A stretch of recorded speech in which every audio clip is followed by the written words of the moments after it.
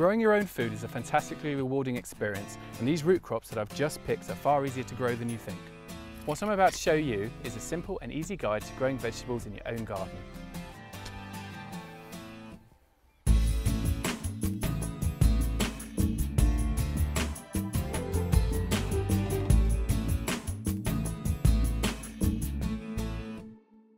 What I'm going to demonstrate is how to grow two of our most popular root vegetables, that's the potato and the carrot.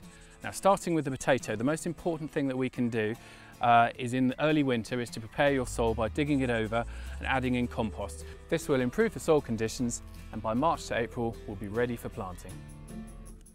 Back in January or February, I placed these potatoes onto my window ledge, and what it's done is it's developed these shoots here. The process is called chitting. What this does is it gives them a head start, so that when they then get put into the ground, will grow away far quicker than if I hadn't chitted them. So the first thing I need to do is dig out a trench about 12 centimetres deep. For a crop that you can harvest in the autumn, you'll need to plant in mid to late April. Line the trench with a good quality compost for a better crop. Space the seed potatoes at about 37 centimetre intervals and in rows about 75 centimetres apart for your main crop. Then cover the seed potatoes with soil.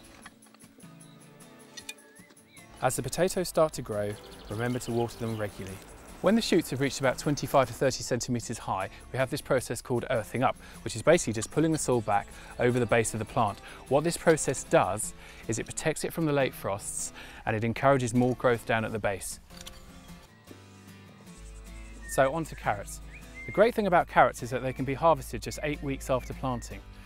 Now, carrots like a nice fine soil as opposed to the heavy rich soil that the potato preferred. So what I'm just going to do is just rake this over to try and get it as level as possible, and just to break it down to a fine tilth, just so that when I sow that very tiny carrot seed into it, it'll just be able to bed down in there nicely. If you are unsure about the type of soil that you've got in your garden, then do ask your local garden centre for some advice. Carrot seed requires quite a shallow line, or as we call it, a drill. I'm just going to use a bamboo cane just to give me my straight line. Then I'm just going to use another bamboo cane and I'm just going to go alongside it, just drawing out this shallow line or drill. What I'm going to do now is water it in, just so that when the seeds are put in, it's still slightly moist, which will just give you just a better germination rate. And now just take my gloves off so I can sow these tiny seeds. You want to sow thinly. About every 1 centimetre if possible, and then you just use a rake just to bury it under a little bit of soil. When your carrots get to this sort of stage in their growth, you want to think about thinning them out a bit. Thin them out to about 2 to 5 centimetres between each carrot, taking out some of the side shoots and some of the weaker ones.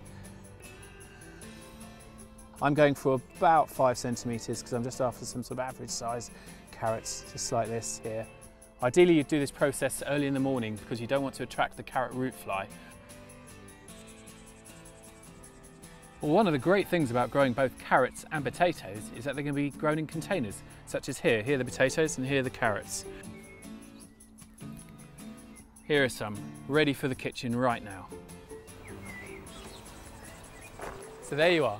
Growing your own isn't as hard as you might have thought, and the results are your own supply of fresh and tasty vegetables. So why don't you give it a go? For more tips on how to grow carrots, potatoes and other root vegetables, download the leaflet from our website. And remember, you can always ask in your local garden centre for advice.